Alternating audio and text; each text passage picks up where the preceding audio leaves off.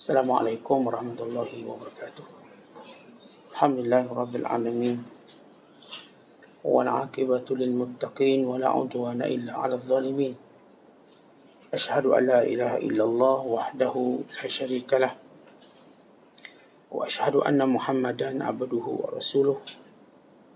Allahumma salli wa sallim wa barik ala sayyidina Muhammad wa ala alihi wa sahbihi ajma'in wa ba'du. Qala al-musannifu rahimahullahu ta'ala wa nafa'ana Allahu bihi wa bi'ulumihi fid dharain amin.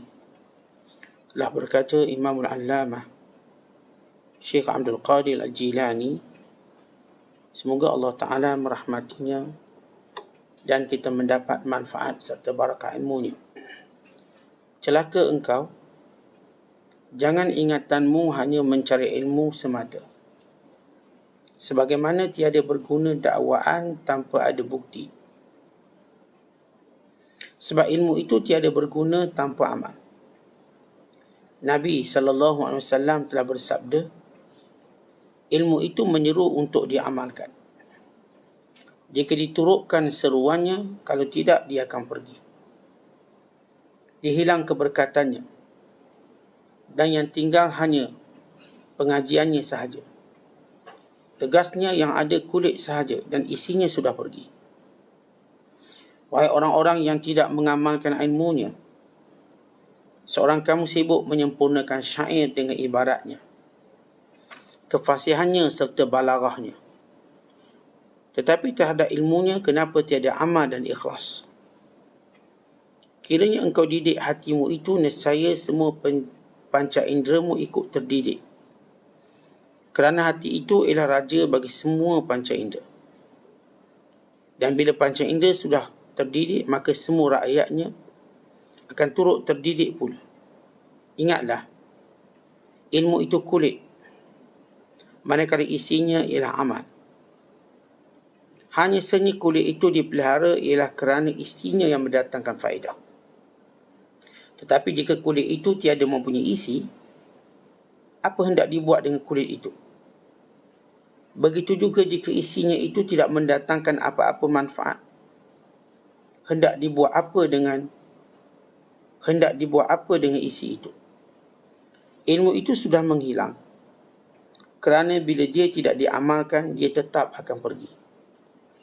Apa gunanya menghafalkan ilmu itu dan mempelajari ilmu tanpa diamalkan?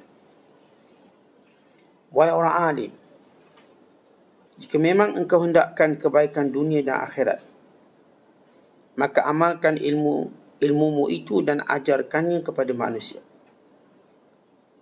Dan wahai orang yang kaya, jika engkau memang mahukan kebaikan di dunia dan di akhirat, maka bantulah orang-orang yang susah dari kaum fakir miskin dengan sedikit dari hartamu. Dengar apa kata Nabi SAW. Manusia itu tanggungan Tuhan. Dan sebaik-baik manusia kepada Tuhan Azza wa Jalla ialah orang yang menabur manfaat kepada tanggungan Tuhan. Riwayat Tabrani. Maksudnya Tuhan yang menjadikan setengah orang sampai memerlukan kepada setengah yang lain. Semua itu memang ada hikmahnya. Hai orang kaya, engkau cuba melarikan diri daripadaku. Jika aku ambil sesuatu daripadamu, bukan untuk diriku, tetapi untuk dirimu, akan datang kepadaku semua yang baik daripada Allah Azza wa Jalla, sampai aku tidak perlu lagi kepadamu. Kelak engkau akan meminta keperluanmu kepadaku. Dahulu Ibrahim rahimahullah, bila dia melihat tipis kesabaran orang fakir, dia terus berdoa, Allahumma wassi' alaina fid dunya wa zahidna fiha wa la tazwiha anna wa tugharribna fiha fanahlika bi talabiha. Allahumma altuf bina fi aqdiyatika wa aqdarika. Ya Allah, ya Tuhanku, lapangkan dunia kami, kemudian zuhudkan kami padanya, dan janganlah lipatkannya daripada kami dan Engkau cenderungkan kami padanya, sehingga kami binasa kerana menuntutnya. Ya Allah, ya Tuhanku, lembutkanlah ketentuanmu dan takdirmu terhadap kami. Muslimin dan muslimat yang dirahmati Allah sekalian,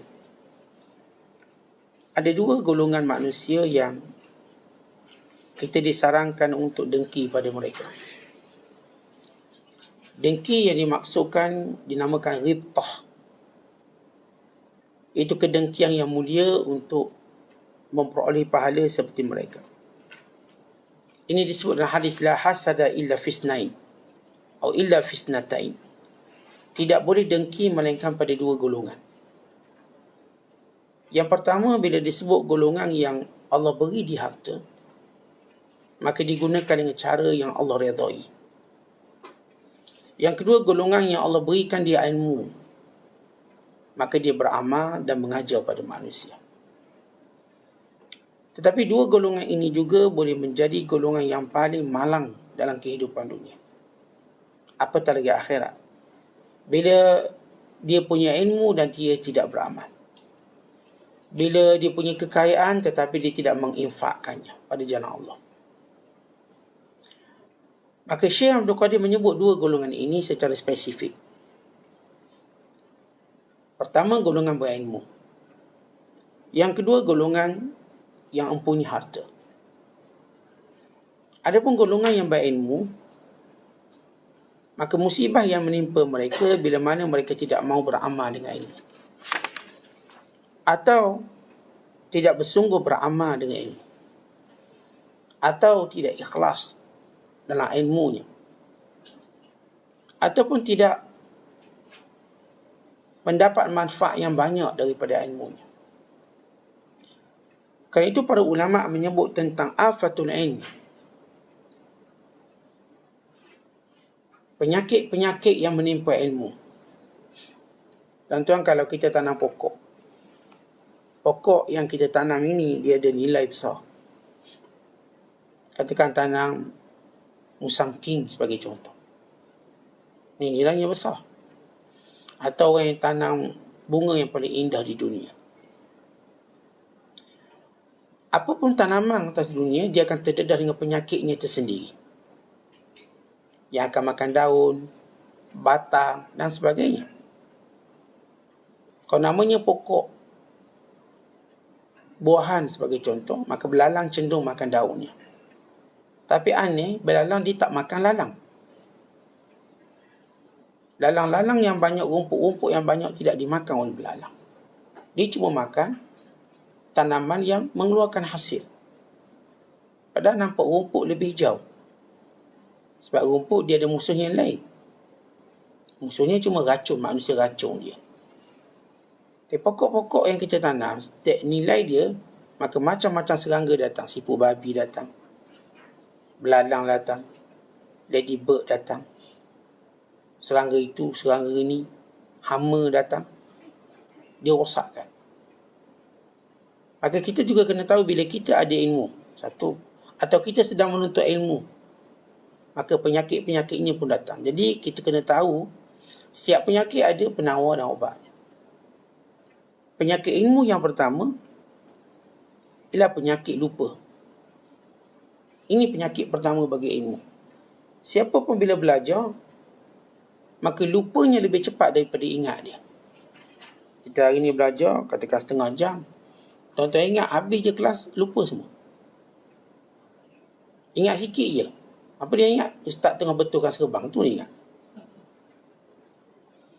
Setengah jam duduk, dia belajar, dia cuba ingat sikit ustaz tu ada buat lawak. Akhirnya dia pun buat kesimpulan, ustaz tu lawak lah. Padahal lawaknya sikit je. Tapi yang dinampak lawaknya, kerana dia bersifat pelupa. Maka ini afatul ilm, penyakit ilmu. Supaya siapa pun yang datang belajar, menuntut ilmu, dia mesti catat. Dia mesti tulis. Dia mesti murajaah. Murajaah maknanya ulang-ulang. Dia kena ulang. Orang yang dianggap penjaga ilmu, mereka akan ulang sesudah belajar. orang yang dianggap sebagai penyampai ilmu, mereka membaca sebelum belajar dan mengulang selepas belajar, mereka lah penyampai ilmu. Tuan-tuan nak tengok kita kategori mana? Kita jenis baca dulu ke tok guru kita baca dulu? Baik, tok guru kita baca dulu. Baik, lepas tu, apakah kita baca lepas tok guru kita baca? Maksud lepas tok mengajar baca balik tak? Baca. Kita penjaga ilmu. Tapi kalau ada orang pula dia baca sebelum tok guru dia baca. Sebelum tok guru dia baca dulu dah. Kemudian selepas gurunya baca, dibacanya lagi. Dia bukan sekadar penjaga, dia penyampai ilmu. Orang ni akan dapat pahaman berganda. Sebab itu kami sentiasa diajar untuk baca dulu sebelum kami datang belajar. Waktu kami belajar dan selamanya kami belajar dengan guru-guru kami akan baca dulu. Kadang-kadang kami khatam dulu kitab sebelum kami khatam dengan guru kami. Kemudian baru duduk belajar. Akhirnya kami faham apa yang nak dimaksudkan. Kalau saya masuk kelas hadis, bagi contoh, saya baca dulu. Sejauh mungkin saya boleh baca. Kemudian saya akan dengar guru saya. Tengok banyak mana dia akan ajar. Kemudian kita ulang balik. Kerana itu ialah watak penyampai ilmu. Dia mesti baca dulu. Sebelum apa-apa, dia akan baca dulu. Dia akan tengok dulu. Kita kena tahu kategori mana. Supaya apa? Kerana penyakit yang akan menimpa kita namanya nisyan, lupa. Jadi kita nak beramal macam mana sebab kita lupa. Akhirnya kita lupa doa yang patut baca sebelum tidur, kalau terkejut tidur. Sebagian mereka meninggalkan amal kerana lupa. Bukan kerana disebabkan mereka ini sombong atau sebagainya. Kerana lupa. Dan itulah penyakit yang paling banyak yang menjadikan kita meninggalkan amal. Dan penyakit ilmu yang kedua ialah penyakit suka merendahkan orang lain bila ada ilmu. Bila ada ilmu sikit, kita mula cenderung merendahkan. Kita tuan-tuan, jangan rendahkan orang, kita nasihat orang. Kita beritahu dia. Merendahkan orang ini membahayakan ilmu. Ini punca Allah Ta'ala menarik ilmu kita secara apa? Keberkatannya. Sebab dia kekal ada ilmu. Ya, keberkatannya dah tak ada. Sebab ilmu ni keberkatannya menghasilkan tawaduk. Sebab tu kita melihat watak-watak ulama yang tawaduk. Tawaduk sampai peringkat mereka boleh mendiamkan diri walaupun mereka boleh bercakap. Mereka boleh menulis tapi mereka menghentikan tulisan mereka kerana sebab tertentu. Ini tawaduk mereka. Jadi penyakit kalau kita ada ilmu ni masuk ke rendahkan orang. Jadi hati-hati benda tu. Yang ketiga, penyakit orang ada ilmu ni hasad. Mulalah hasad orang tu, hasad orang ni. Masa tak ada ilmu, tak hasad pula dengan orang. Dengan ada ilmu. Itu penyakit. Maka perlu dia ketahui bahawa semua orang Allah Ta'ala beri kebaikan masing-masing. Kata Nabi SAW, La yazalun nasu bi khairin malam yatahasadu. Sentiasa manusia berada dalam kebaikan selagi mana mereka tak hasad. Kalau kita hasad je, kita kena ketahui bahawa kita akan hilang kebaikan sedikit demi sedikit. Tak ada hasad je. Kalau orang alim ni hasad dengan orang alim tu, maka ilmunya akan hilang sedikit demi sedikit. Kalau kita yang belajar agama ni hasad dengan grup yang sebelah, maka dia akan hilang sikit-sikit. Maka tak perlu ada hasad. Grup sana nak belajar, biar dia belajar. Kita grup kita. Dia grup dia. Masing-masing Allah dah bagi kebaikan. Kita doakan kebaikan untuk dia dan kebaikan untuk kita. Ya, kita tidak meletakkan hasad ini sebagai agenda kita. Dan yang keempat, bila orang menuntut ilmu, antara penyakitnya ialah suka berdebat, jadal atau cidal. Kalau kita tuan-tuan dapat ilmu suka berdebat, yang dimaksudkan debat ni kita marah-marah, kita paksa orang terima pendapat kita, maka nak tahu dia punya karakter debat. Bila dia cakap dia nak marah-marah, dia nak debat dulu. Yang kedua, dia memaksa kita terima pendapat dia. Okay, ini ahli debat namanya. Yang ketiga, dia tak akan mendengar hujah kita. Tak akan. Dan tak akan menilainya. Yang keempat, orang suka berdebat, dia tak akan wasangka baik. Tak akan. Kalau orang tu tersalah, tengok sesak salah. Kawan tu mungkin tersalah sabkul lisan. Kawan tu mungkin maksud lain, tapi bila namanya kaki debat, tak ada istilah wasangka baik. Orang debat yang dilarang oleh Nabi SAW kerana mereka tak akan ada wasangka baik kepada orang yang bercakap dengan dia. Sebab mereka dah bina asasnya kerana kerang benci. Dan sifat orang yang debat tak akan terima kebenaran walaupun zahir. Okay. Sebab itu Imam Al-Ghazali kata boleh nak debat dengan syarat bersedia menerima kebenaran. Sama ada daripada lidahmu ataupun daripada lidah orang yang melawanmu.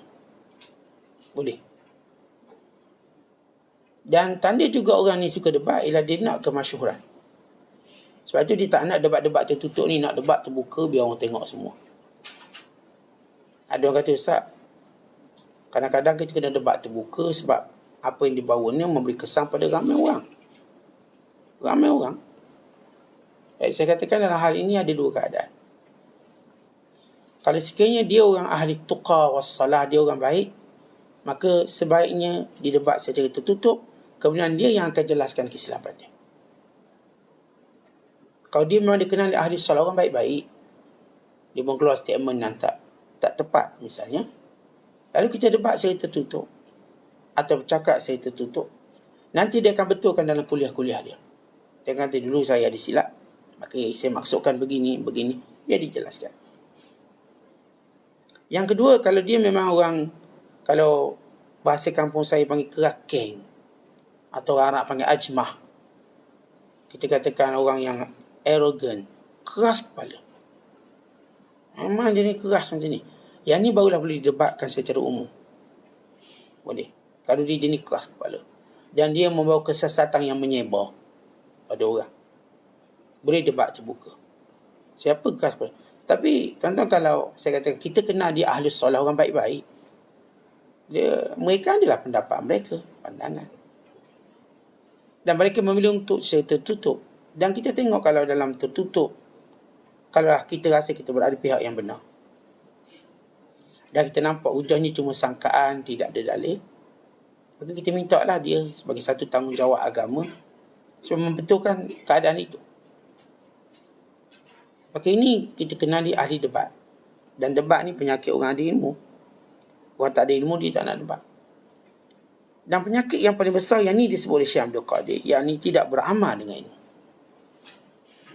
Tidak beramal dengan ilmu meliputi beberapa perkara. Yang pertama yang dimaksudkan tidak beramal dengan ilmu ialah dia tidak mengamalkannya. Memang dia tak buat.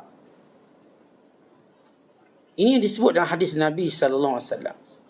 Masalul alim alladhi yu'allimun nas al-khaira wa yansa nafsahu kamasalis siraj yudhi'un nas wa yahliku nafsahu. Hadis yang diriwayatkan oleh Imam At-Tabrani, Nabi SAW berkata, bandingan orang alim yang mengajar kepada manusia akan kebaikan, tetapi dia sendiri tidak melakukannya, tidak beramal, seperti lilin yang membakar, yang menerangi orang lain tapi membakar dirinya. Seperti pelita atau seperti lilin.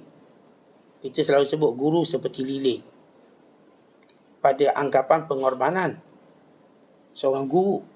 Tapi dalam hadis Nabi bahawa jadi lilin ni teruk sebenarnya, buruk. Nabi menggambarkan yang lilin ni atau yang pelita ini ialah orang yang disampaikan ilmu pada orang tapi dia lupa diri dia. Dia membakar sumbunya sehingga dia habis cair, meleleh. Dia sini tak dapat manfaat apa-apa melainkan bakar diri dia. Orang lain dapat cahaya terang. Maka ini yang Rasulullah SAW sebut.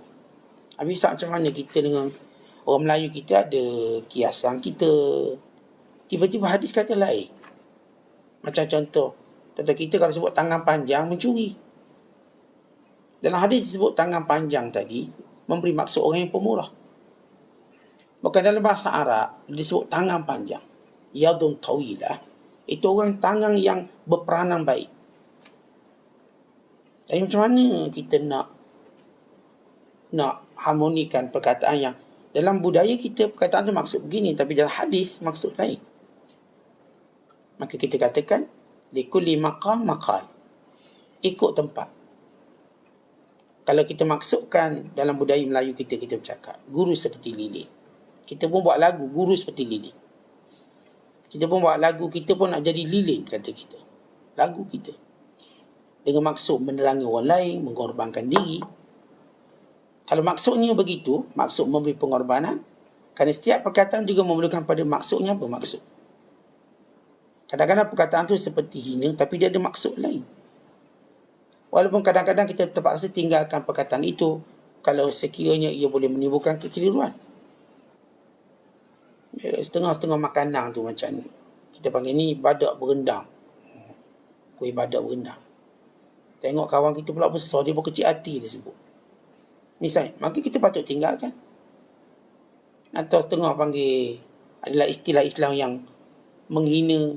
Kadang-kadang nama kuih itu pun menghina kaum, nama kuih dia. Atau najis, nama apa kuih tai itik. Nak tak makan tai, tak ibu tai itik. Dulu saya kecil-kecil saya suka makan tai juga, tai minyak. Dia panggil kuih tai minyak.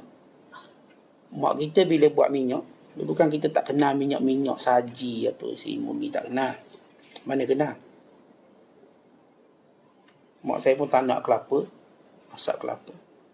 Maka dapatlah minyak, guna untuk seminggu. Lebihan minyak tu dia tarik minyak, itu sedap tu. Masing-masing. Kita berebut makan tarik minyak. Kadang digunakan campur untuk buat kuih. Jadi kita asyik makan tarik minyak kerja kita, tarik minyak. Orang bandar makan tarik itik, orang kampung makan tarik minyak. Istilah-istilah macam tu kita tengok. Kalau ia perlu ditinggalkan kerana sebab tertentu, kita patut tinggalkan. Kalau ia telah menjadi sesuatu yang mu'arraf, gelema sangat, tak boleh buat apa dah. Orang macam terima. Maka kita boleh gunakan. Ada yang bentuk penghinaan, ada orang kuih telinga keling sebagai contoh. Ni orang kampung saya panggil kuih derang. Setengah tu tempat dipanggil kuih telinga keling. Oh bahaya. Ni boleh gaduh besar. Ya mungkin kampung dia tak ada India, tak ada masalah. Tapi kalau ia boleh menimbulkan, sebab kita tinggalkan istilah tadi. Ada istilah lebih baik. Walaupun saya katakan boleh kita describe, jelaskan benda tu, tapi agak sukar untuk orang terima. Baik kita tinggalkan. Sama juga kalau benda-benda yang kita katakan hari ni, bila benda mungkar diistilahkan dengan istilah baik, bila dinamakan arak tu dengan nama timah. Ia boleh kata timah tu maksudnya logam, timah. Tapi bila ia mengelirukan, boleh menimbulkan fitnah.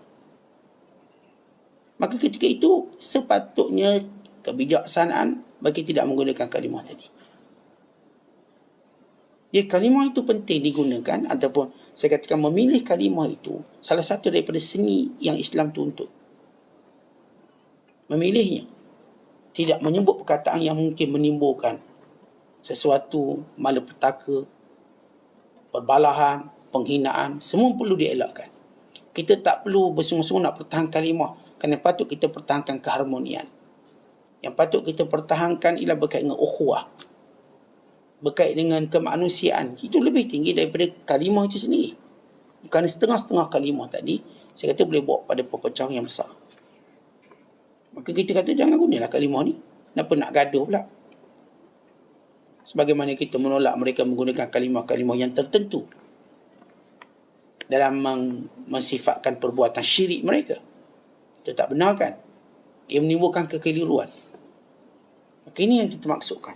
Baik, jadi dalam hadis yang menyebut bandingan orang yang mengajar dan dia tak beramal macam seperti siraj, pelita, atau juga makna lilin yang membakar dirinya, yahriku nafsahu, yudhi'un nas wa yahriku nafsahu. Dia menerangi manusia, dia membakar diri. Maka jangan jadi. Yang kedua yang dimaksudkan tidak beramal dengan ilmu ialah menyembunyikan ilmu. Kitmanul ilmi. Kitman, bukan katman. Kitmanul ilmi.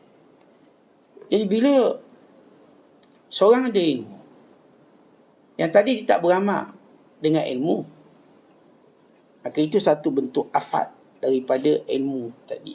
Yang saya katakan meninggalkan amal dan ilmu tadi, yang pertama maksud memang meninggalkannya, tak nak buat. Yang kedua dengan maksud menyembunyikan. Dia tahu. Dia tak nak beritahu. Kenapa tak nak beritahu? Pertama, dia tak nak beritahu sebab dia ada kepentingan duniawi dia di situ.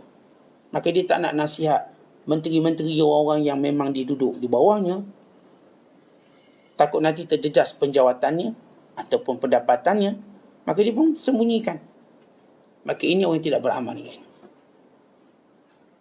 Ataupun dia menyembunyikannya supaya tidak terdedah tembelang dia. Sebab dia pun buat salah.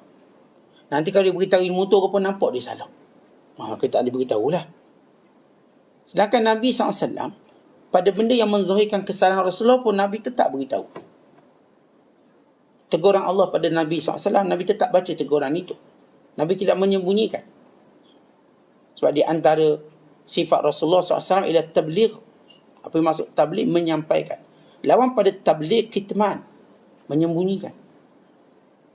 Kalau Nabi sembunyikan, Nabi tak akan baca ayat suratul Abbas. Surah Abbas. Abasa wa tawalla, dia yakni Muhammad, bermuka masam dan berpaling meninggalkan orang yang hendak menerima kebaikan. Anja'ahul a'ma, akan datang seorang buta yang menemuinya. Ayat ini menegur Nabi Muhammad sallallahu alaihi wasallam. Tapi Nabi tetap membacakannya walaupun itu teguran pada Rasulullah. Kerana Nabi tidak menyembunyikan ini. Sebab itu kalau ada orang kata ada ilmu yang Nabi tak beritahu kita, disembunyikan, hanya orang tertentu dapat, maka kita katakan ini bohong. Sebab kerja Rasulullah bukan sembunyi ilmu, dia akan beritahu semua. Sebab ada golongan-golongan, dia nak mendahulu, dia dapat ilmu khusus supaya orang datang menemuinya. Saya dapat ini ilmu daripada Rasulullah, khusus untuk saya, orang lain tak boleh. Saya dapat daripada ini. Saya katakan bohong, jangan percaya. Sebab Nabi SAW sentiasa menyuruh kita berkongsi ilmu. Yang aku sampaikan, kamu beritahu. Yang aku sampaikan, kamu beritahu. Jangan sembunyikan. Tapi ada makna sembunyi tadi kerana ada maslahat yang berkait dengan agama. Seperti kita katakan menyembunyikannya kerana bimbang nyawanya terancam. Apakah dia boleh? Kalau sembunyi kerana jawatan dunia, kalau sembunyi takut orang tahu cacat celanya, maka ini memang dilarang. Tapi kalau seorang menyembunyikan ilmu dengan untuk satu tempoh, dia tak boleh bersifat mutlak. Satu tempoh demi menyelamatkan nyawanya. Kata Abu Hurairah, ada perkara yang kalau kami beritahu, mati. Kerana ketika itu, pemerintah melakukan perkara-perkara yang jelas nampak yang Rasulullah sebut. Namun untuk beritahu perlukan kekuatan. Sebab itu Nabi SAW menyatakan penghulu segala orang mati syahid ialah yang bercakap benar di hadapan pemimpin zalim, lalu dibunuhnya. Untuk menunjukkan benda itu sukar-susah, sehingga dia jadi penghulu. Kata Abu Hurairah, ada benda kalau kami cakap hari ini, kami kena kepancung. Dan kadang-kadang menyembunyikannya kerana belum sesuai untuk diajar pada dia. Biar dululah, kita ajar bab lain dululah. Tak, kita tak boleh sembunyi ilmu, tak kena tak. Awak belajar bab ni dulu. Saya bukan nak sembunyi, awak belum dapat diberitahu ilmu ni. Macam kita mengaji silat, takkanlah tok guru tu bagi ilmu tertinggi, yang bawah asal pun tak lepas. Cikgu matematik pun sama, takkan tu nak ajar yang formula-formula besar. Cikgu sembunyikan ilmu ajar. Awak CP12 pun tak ingat lagi. Macam mana saya nak ajar yang tinggi-tinggi? Bukan dia menyembunyikan dengan maksud dia nak tutup ilmu, tetapi kerana level orang tu belum sampai. Sampai levelnya dia beritahulah. Sampai level dia. Okay, bab kita nak mengajar bab faraid. Awak ni tak boleh lagi bab faraid ni, nanti dululah. Kita nak ajar, tak boleh tak usah ajar kita tentang kitab tasawuf ni. Belum lagi dah. Belajar ni. Saya ingat bila ada saya jumpa dengan salah seorang guru tasawuf. Jumpa. Bila saya minta ijazah dan sanad pada beliau, beliau tengok, dia tak percaya. Dia tengok, ini boleh bagi suka-suka. Kemudian saya terangkan kepada dia, dia punya peringkat kitab-kitab yang saya dah khatam, yang saya dah belajar, yang saya dah ajar. Seringan-ringan kitab sampai seberat buat. Bila dia dengar, baru dia percaya. Itu ajak saya masuk dalam, dan itu ijazahkan saya. Dia tu suka berkongsi ilmu dengan kita. Bukan saya nak tahu kita sampai level, bukan begitu. Maksudnya, bila dia tahu kita boleh benda ni, boleh. Tidak, ialah orang senang-senang semua minta tapi tak tahu apa. Tu akhirnya bercakap, kami tak ada guru kami direct dari Allah. Jadi pelik macam gitu. Ya, ada sebahagian tidak semudah itu. Guru-guru nak beri dia ijazah, guru-guru nak beri pengiktirafan, pengakuan. Sampai dia tengok. Daripada percakapan, daripada tindakan. Dia tengok, oh okey dia percaya. Bila dia percaya tak ada masalah. Salah seorang guru kami, dia kami minta ijazah. Kami minta sedikit, kita katakan kebaikan ilmunya. Sama juga dia tak semudah itu sehingga kami mendampinginya. Dan dia nampak apa yang menjadikan dia percaya. Maka dia kata sila datang ke rumah. Maka diberikan semua apa yang dia tahu. Tak ada rasa ya, awak dah boleh tahu. Di sini kita katakan ada ilmu disembunyikan. Bukan kerana nak sembunyi ilmu dengan maksud tujuan yang tidak baik. Tapi kerana orang ni tak boleh beritahu lagi. Macam kita dengan anak-anak kecil kita lah. Takkanlah tuan-tuan bersembang dengan anak-anak tuan-tuan semua ilmu. Ajar tentang geometri, algebra. Kawan kecil. Kawan kita mainan atau romeng je ni. Maka level kita bercakap berdasarkan level mereka. Tak mungkin kecil-kecil kita dah bercakap ilmu besar. Ilmu yang membebankan dia. Nanti abang kalau besar, abang kena beli sendiri. Akhirnya anak kita kata, ayah kita tak nak besar lah. Susah besar. Baik jadi kecil. Sebab dia berada pada level yang bukan. Kita dah menakut-nakutkan zaman dewasa dia. Kawan ni baru umur 3 tahun setengah. Terus dia tak nak besar. Dia takut. Nanti kalau abang besar tahu, ayah akan mati. Mak mati. Oh tak nak. Kenapa tak nak besar? Nanti mak mati. Dia takut. Jadi kita tak patut lagi cakap benda tu. Sebab dia tak faham. Maka setiap orang ada benda ni yang dia bercakap. Baik, di antara juga yang disebut sebagai penyakit ilmu, ila istighaluhu bid dunia. Dia sibuk dengan dunia. Ilmu dia ada mula nak dapat dunia lebih daripada dia nak beramal untuk baiki diri dia dengan Allah. Maka ini satu ilmu yang rosak. Ada ilmu memang ada. Tapi ilmu tadi nak guna dia nak dapat dunia dia. Maka akhirnya dia pun sibuk dengan dunia. Patut sibuk dengan ibadat tak. Dia sibuk dengan dunia. Awak ni ahli agama ke ahli korporat? Kita orang confused lah. Awak ni nampak macam sibuk kat arah dunia tu Pak. Bukan sibuk kat arah membangun agama. Tak nampak dia macam nak bangunkan agama. Tak nampak. Maka bila cita-citanya lebih menggunakan agama bagi mencari dunia, sehingga agama tenggelam kerana dunia yang melampau. Ini disebut dalam hadis Nabi SAW.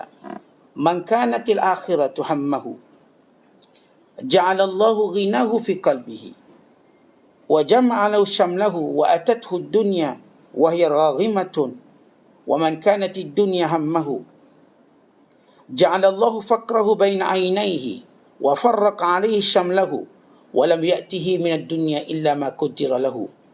Dan hadis baginda sallallahu alaihi wasallam menyatakan, siapa yang dia dengan ilmunya nak akhirat, dengan ilmu yang dia belajar dia nak akhirat, dia nak redha Allah, keampunan Allah, dia nak syurga, dia nak baiki kesalahan dia nak nasihat orang lain, dia nak berkongsi kebaikan ini, maka kata Nabi SAW, Allah akan jadikan hatinya sentiasa merasa kaya, cukup.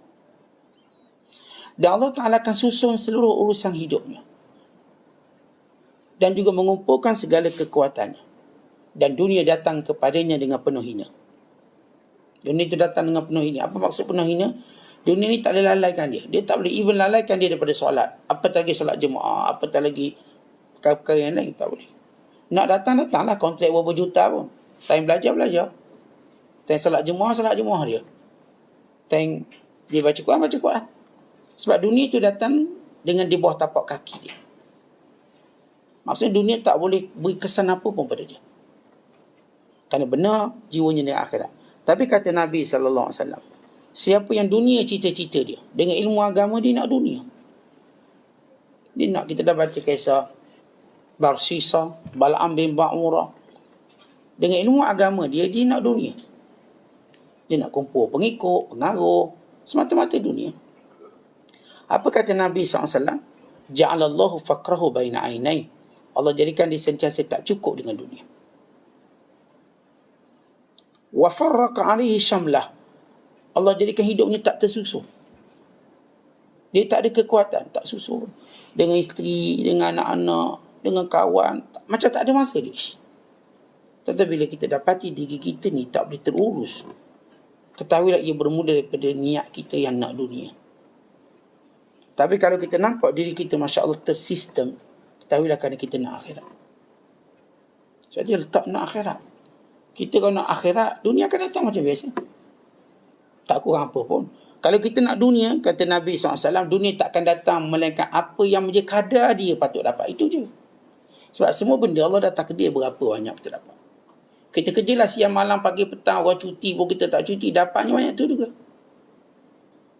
Dia takkan berubah. Tuan-tuan buka kedai, saya nak buka awas. Ya, sebelum subuh saya nak buka. Subuh masih tak nak semai, nak jaga. Saya nak tutup 4 pagi. Yang seorang lagi buka kedai, lepas subuh dia buka. Maghrib ditutup. Tengok sama dapat. Kenapa rezeki memang dia akan datang ke apa yang Allah takdirkan. Jadi yang kita sampai tinggal akhirat kenapa? Tinggal akhirat. Yang ni pergi mengair, tahi semayang, dia semayang. Dia dapat ikan setong juga. Yang ni tak semayang ni, takut masa semayang ikan makan. Oh, tunggu sik. Dia dapat 1 tong juga. Atau mungkin setengah tong dia dapat. Sama. Maka oleh sebab itu jangan kerana nak sibuk dengan dunia tinggalkan akhirat. Ini ilmu yang tak beri manfaat. Kerana itu disebut dalam hadis yang lain.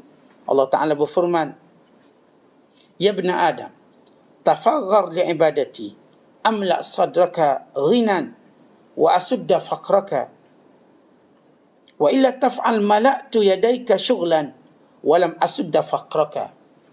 Wahai anak Adam, hendaklah kamu sentiasa sibuk untuk beribadat padaku.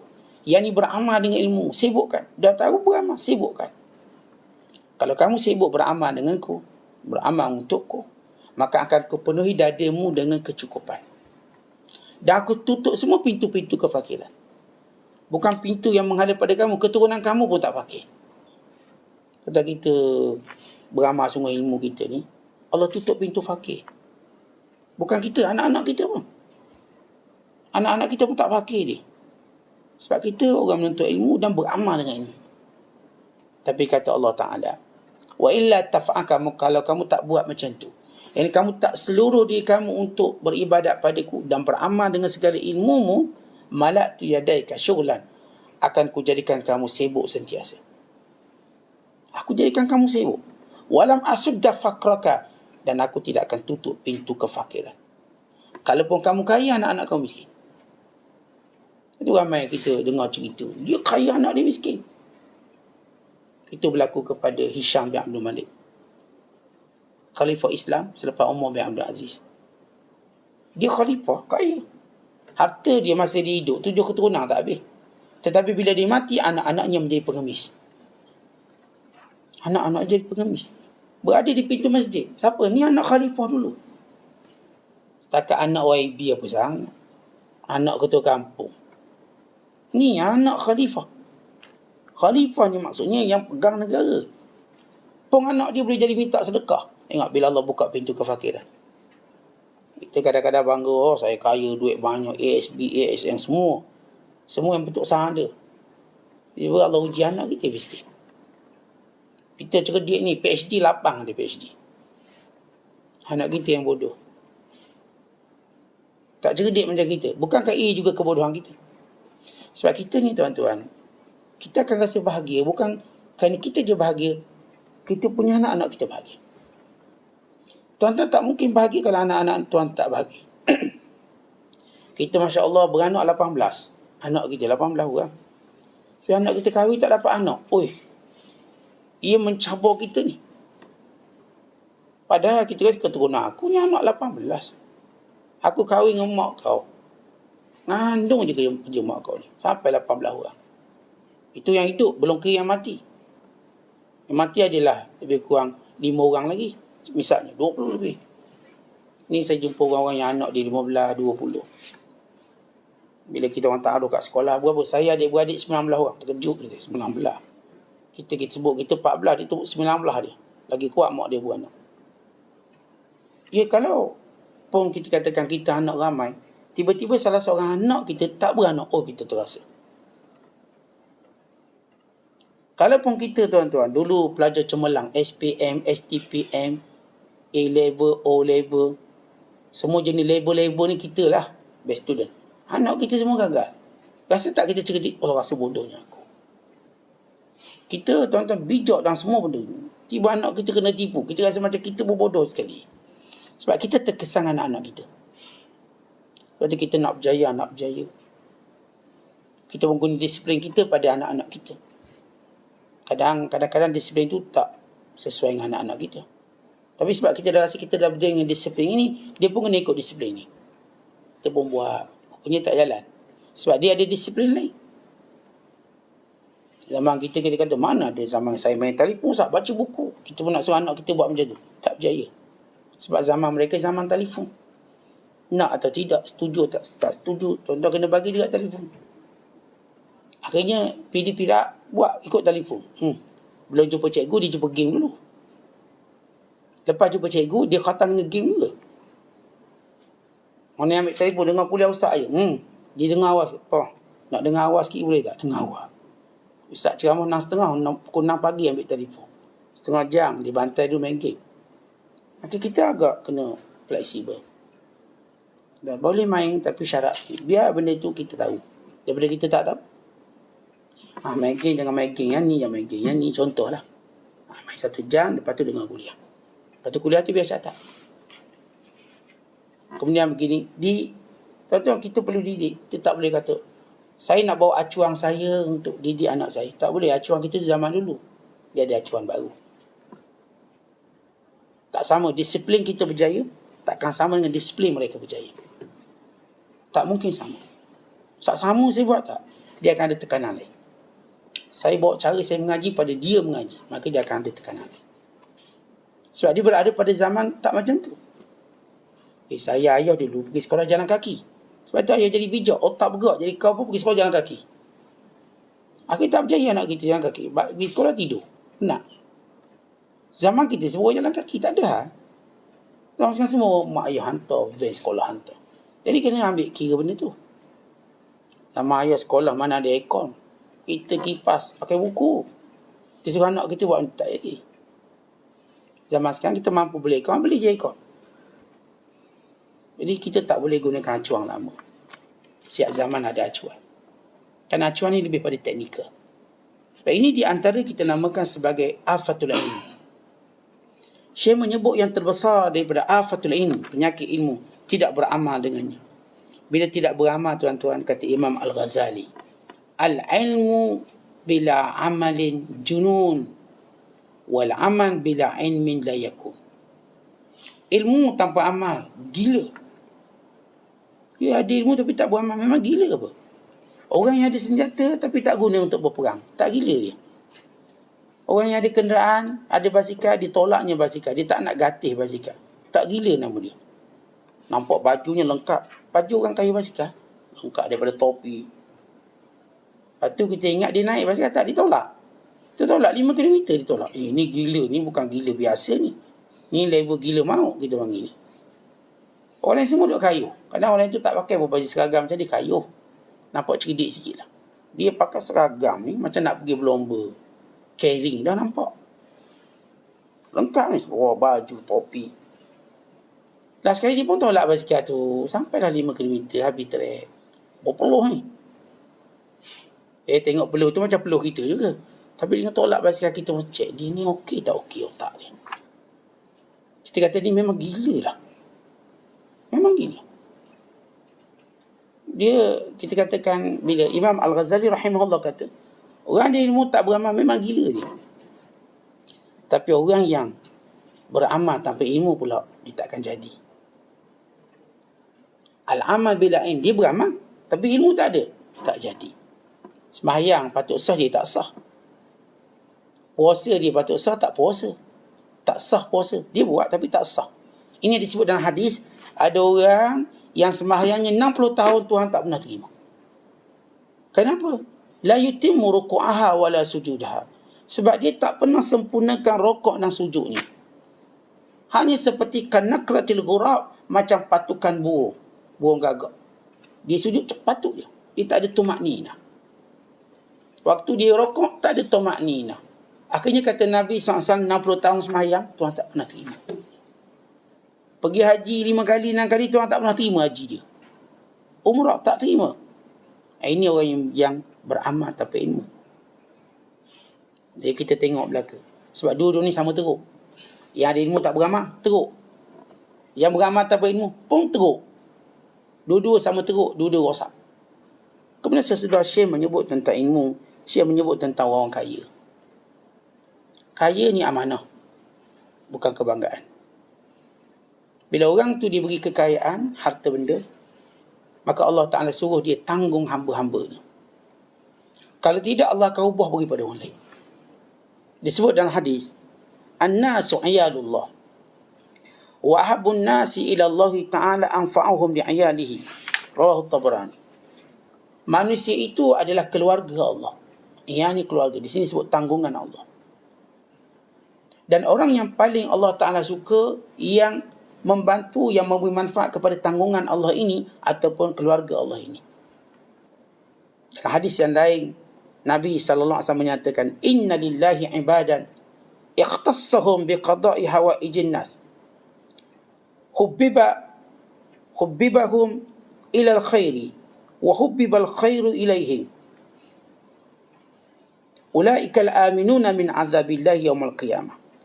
Allah Ta'ala ada satu kaum yang Allah khususkan dia, tujuannya tolong orang dia. Hubbiba ilaihim, habbabahum ilal khair. Mereka ini suka benda baik. Wa hubbibal khairu ilaihim, dan kebaikan itu juga sinonim dengan mereka. Mereka lah orang-orang yang aman daripada azab Allah. Ada orang, tuan-tuan, dia ni memang Allah khususkan dia untuk tolong orang. Allah jadikan dia mudah tolong orang. Dan dia ni pula suka tolong orang. Dia bukan kena paksa ke, kena ugut, tak. Dijadikan dia macam kita. Dan dia pula sinonim dengan benda tu. Sinonim dengan pertolongan tersebut. Bila berlaku ni, apa ingat? Dia dah sinonim. Ini orang yang aman daripada azab Allah. Dia sebut dalam hadis yang lain, Inna lillahi aqwaman ikhtassahum bin ni'am limanafi'in ibad yuqirruhum fiha ma badhaluha fa iza mana'uha naza'aha minhum fahawwalaha ila ghairihim. Dalam satu hadis yang sahih, Nabi SAW menyatakan, Allah ada satu kaum yang Allah beri, Allah kumpulkan nikmat tu pada dia, untuk dia beri manfaat pada manusia. Tapi bila mana dia menghalang benda itu daripada sampai pada manusia, Allah cabut nikmat itu dan Allah tukar beri pada orang lain. Sebab tu orang buat baik ni, kena ingat bahawa Allah sedang memerhatikan dia. Kalau dia terus bersemangat buat baik, maka Allah kekalkan nikmat tu dengan dia. Selagi mana dia nak buat baik. Tapi kalau dia kata, aku tak nak dah, nak stop, maka Allah pun tukar pada orang lain. Bukan kata orang kaya, orang alim pun sama. Kalau orang alim kata, saya dah tak nak ngajar dah. Tak nak ngajar, sudah. Stop, Allah ganti orang lain mengajar lebih baik pada kamu. Sama juga kita belajar. Saya malas dah ngajar, belajar, penat. Allah akan ganti pelajar yang lebih baik pada kamu, yang lebih bagus pada kamu. Setiap kali kita diberi taufik untuk buat baik, kita yang patut rasa bertuah. Bukan kebaikan tu bertuah, kita. Kerana Allah pilih kita. Dan setiap kali kita meninggalkan kebaikan, jangan anggap kebaikan tu rugi. Kerana kebaikan itu tetap ada ahlinya. Tapi kita patut sedih, kita bukan lagi kalangan ahlinya. Kita patut sedih, kita patut nangis. Apa dosa kita, apa sebabnya sampai kita tak lagi dapat benda tu. Kita kadang-kadang mengajuk, tuan-tuan, tukang bah mengajuk. Mengajuk orang tegur sikit, awak ni suara ni baikilah sikit. Belajarlah taranum sikit, biar azan tu nampak sedap. Dia kata, tak apa, susah saya tak nak azan lah, mengajuk. Dia ingat dia beruntung dengan mengajuk, tak apa. Biar suara tu tak ada orang azan. Rupanya Allah ganti tu kampang lebih baik pada dia. Dan dapat pahala lebih banyak pada dia. Rugi dia. Sebab tu tuan-tuan, kebaikan ni jangan mengajuk. Kalau kita nak mengajuk dengan pindah tempat lain tu okey sikit lah. Tak apalah, saya tak nak bang surau ni. Saya nak bang masjid negara pula. Tak apa. Dia macam pindah. Ni jenis orang berhenti. Kalau saya kata, saya mengajuk, saya tak nak lah mengajar sini, saya pindah mengajar lain, itu tak apa. Kadang-kadang ada tempat tadi agak tak mesra. Ada seorang ulama, Imam Auza'i, dia pergi satu tempat.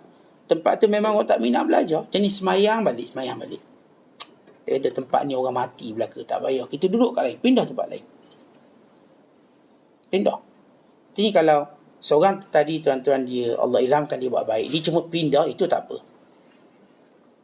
Walaupun sebaik-baiknya dia dapat cover semua. Sana buat, sini buat. Tapi orang yang jenis mengajuk buat baik, stop. Adalah teknikal Allah uji. Setiap kali kita buat baik, Allah akan uji. Akhirnya adalah buah-buah mengajuk kita, buah-buah marah kita yang merugikan agama. Sebab tu jangan mengajuk merugikan agama. Saya lah tak nak tolong orang miskin. Tapi tak nak tolong orang miskin, nak tolong siapa? Tak nak duduk rumah. Awak yang rugi. Orang miskin itu Allah ganti orang yang pula tolong dia. Yang lebih baik pada kita. Kita dulu beli beras sebeg je. Yang ni bagi beras 1 guni kat dia. Lagi bagus. Sebab itu bila Allah bagi kita apa pun nikmat, ingat, setiap nikmat itu ada amanah dan tanggungjawab. Kalau Allah beri kita ilmu, maka sebarkan. Lagi kita sebarkan, lagi banyak Allah beri pada kita. Kalau Allah beri kita harta, maka kongsikan, berikan. Lagi banyak kita beri korang, lagi banyak Allah beri pada kita. Sebab itu jangan kedekut, jangan takut. Sebab rezeki ni Allah punya. Kita tak beri korang, bukan maknanya kita jadi kaya. Lagi miskin lepas tu. Musibah lepas tu. Kan kalau kita memberi dan kita gunakan format, kaedah yang diajar, beri mulakan orang dekat kita. Jangan starting orang jauh, orang dekat tak dapat. Kadang-kadang kalau kita majikan yang dekat tu pekerja kita. Itu pekerja kita solat, menipu. Sebab dia tak dapat kebaikan kita. Biar dia dulu dapat. Biar dia dapat, dia pun okey. Sama juga kita, kadang-kadang anak-anak kita tak dapat. Anak-anak kita tak pernah belanja makan, tak pernah beri apa-apa. Orang lain kita belanja semua. Akhirnya anak kita solat duit kita sebab kebaikan tak sampai pada dia. Kita bila buat baik, satu benda yang perlu kita faham, format kebaikan. Dia ada format dia. Tuan-tuan nak tulis surat resmi pun ada format. Tak boleh lebih kurang. Ada kecacatan. Bila kita buat baik, kita tahu orang pertama yang patut kita buat baik siapa? Orang dekat kita. Isteri. Sebab isteri kita benteng. Kita dengan isteri berkira sakan. Dengan orang lain bagus. Orang yang kita sponsor itu, sponsor. Dengan bini. Dia benteng kita ni. Akhir benteng dia roboh. Dengan kita roboh sekali. Biar isteri kita ni dicukupkan. Keinginan dia. Alhamdulillah dia dapat semua. Maka dia lagi galakkan kita, bang, bagi tolong jangan tolong. Sebab dia pun dah dapat. Ini kita bini tak bagi, anak tak bagi. Kita nak buat baik, dia pun tak support. Sebab apa? Dia tak tahu pun nikmat dia dapat. Dia format untuk buat baik. Jangan ketepikan orang dekat dengan kita. Biar mereka dulu rasa baik kita, akhlak kita. Kemudian dia akan menyebor lebih jauh. Tapi kalau kat sini kita tak buat baik, dia tak boleh pergi jauh. Sebab bangunan yang tinggi bermula daripada asas yang kuat. Tak mungkin asas tuan-tuan tak kuat nak naik 10 tingkat. Runtuh. Ni kalau arkitek pun, dia tengok bangunan dia tanya besi berapa tan, sekian-sekian. Dia punya foundation dia punya basement bawah dia. Dia kata ni boleh naik 3 tingkat. Ini boleh naik 4 tingkat. Walaupun kita baru buat 2 tingkat. Nanti kita naiklah yang 4 tingkat. Jadi kita akan naik. Ini asas ini tuan-tuan, ialah orang dekat dengan kita. Sebab tu satu benda yang aib. Kalau saya katakan isteri tak dapat kebaikan, anak-anak tak dapat, adik-beradik tak dapat, pekerja bawah kita tak dapat, tapi orang lain je dapat, ini keaiban. Maka dia akan rosak. Sebab saya kata kita cara bina bangunan kebaikan kita salah. Ni kalau kita tanya kita kata kena roboh balik ni. Nak buat baik. Kita tak boleh baiki pulih. Jadi biar kita tahu format yang betul. Nabi kata ibda' biman ta'un. Mulakan dengan keluarga kamu. Al-yadul ulya khairun minal yadis sufla. Fabda' biman ta'un. Tangan di atas lebih baik pada tangan di bawah. Mulakan dengan keluarga kamu. Kaum kerabat kamu. Silaturahim kamu. Bahkan bila seorang sahabat datang kata, ya Rasulullah, indi dinar fima unfikuhu wa indi dinarun akhar fima unfikuhu. Ya Rasulullah, saya ada duit 1 dinar, saya nak bagi pada siapa? Nabi kata, berikan pada diri kamu dulu. Itu cara infak pertama. Diri kita biar kita rasa nikmat tu. Kita dah baca semalam. Ini format juga yang penting. Bila kita dapat satu nikmat, kita dulu makan besar. Biar semangat kita kerja. Ni kita kerja, baju selai pun tak boleh beli. Kita pun tak semangat kerja. Dapat duit untuk kita dulu ada. Ni kita pun beli jam baru. Kita pun semangat beli. Bini kita pula. Anak-anak kita pula. Sekian turutan. Sahabat ni kata, ya Rasulullah, saya ada 1 dinar. Saya nak belanja pada siapa? Nabi kata, anfik ala nafsik. Belanja untuk diri kamu. Ya Rasulullah, indi dinarun akhar. Saya ada lagi sekeping. Dia boleh je kata, ya Rasulullah, saya ada 10 dinar. Tapi saja kita nak tengok dari sudut aulawiyat kat mana.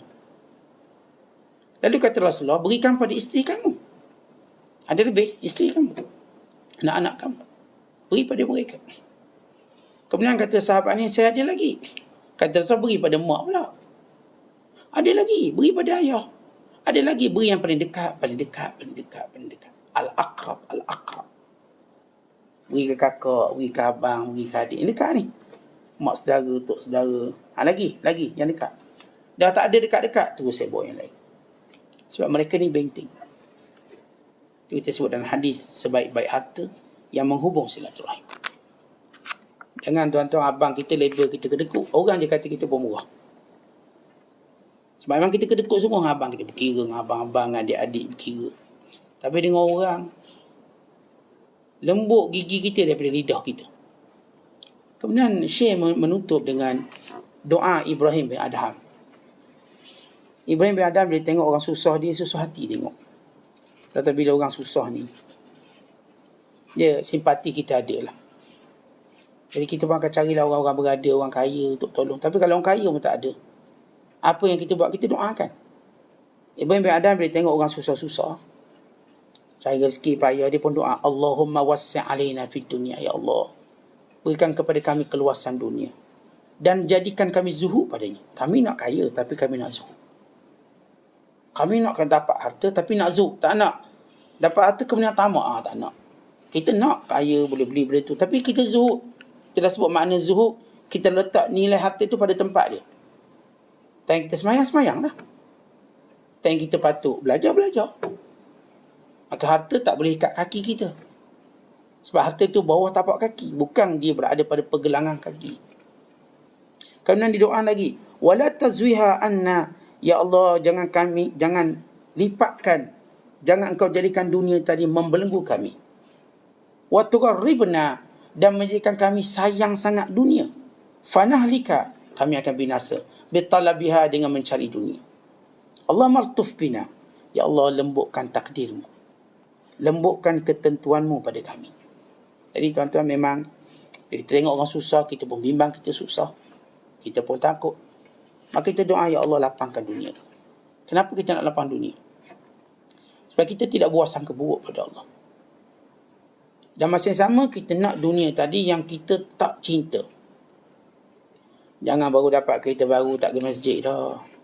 Baru dapat kereta baru dah tak pergi surau dah.